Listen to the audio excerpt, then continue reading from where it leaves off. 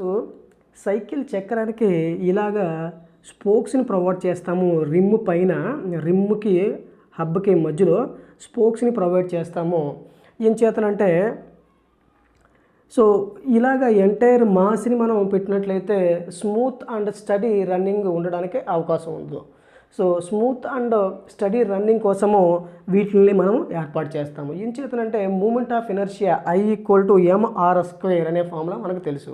So ఇక్కడ ఈ mass అనేది చూడండి, హబ్ నుంచి రిమ్కి మధ్యలో డిస్టెన్స్ ఆర్ అనే డిస్టెన్స్ని మనం ఏర్పాటు చేసాము.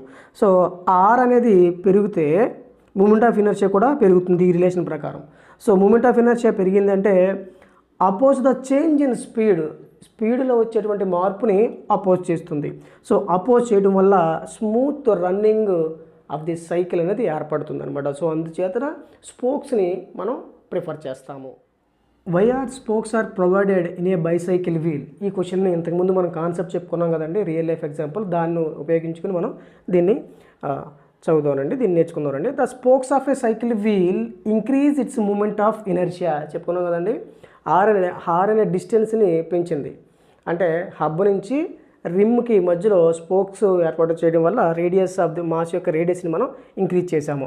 So the greater moment of inertia, R పెరగడం వల్ల ఐ కూడా పెరిగింది. ఏం చేతనంటే I=mr² కదా.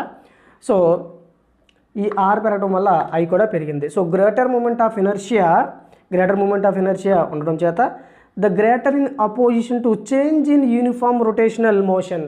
సో రొటేషనల్ మోషన్లో వచ్చేటువంటి అంటే స్టడీగా వెళ్ళడానికి ఎటువంటి చేంజెస్ లేకుండా ఉండడానికి ఈ మూమెంట్ ఆఫ్ ఇనర్షియాని ఇలా వాడారనమాట. So the greater moment of inertia the greater in opposition to any change in uniform rotational motion అవ్వటానికే ప్రయత్నిస్తుంది అనమాట. అందులో ఎటువంటి చేంజెస్ రాకుండా అపోజ్ చేయడానికి చేస్తుందన్నమాట from the rotation of the motion. As a result the cycle runs in smoother and స్టడీయర్.